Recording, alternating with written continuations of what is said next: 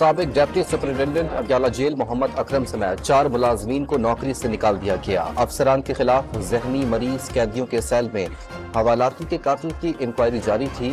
تمام افسران کو قصوروار قرار دے دیا گیا۔ فلور کراسنگ سے متعلق آرٹیکل 63A نظرثانی کیس کی سماعت آج پھر ہوگی۔ بانی پی ٹی آئی کے وکیل بیرسٹر علی ظفر دلائل جاری رکھیں گے۔ ڈسٹرکٹ اینڈ سیشن کورٹس اسلام آباد نے بانی پی ٹی آئی کی 6 اور بشرا بی بی کی ایک مقدمے میں عبوری ضمانت میں 21 اکتوبر تک توسیع کر دی۔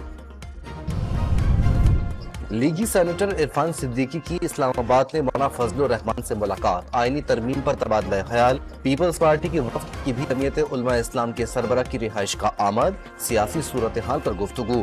سابق وفاقی وزیر محمد علی درانی کی بھی مولانا فضل الرحمان کے ساتھ بیٹھک۔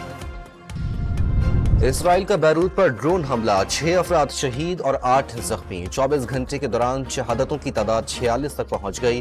حزب اللہ نے جوابی کارروائی میں صہیونی فوج کے 3 ٹینک اڑا دیے۔ 8 اسرائیلی فوجی ہلاک، 7 زخمی ہو گئے۔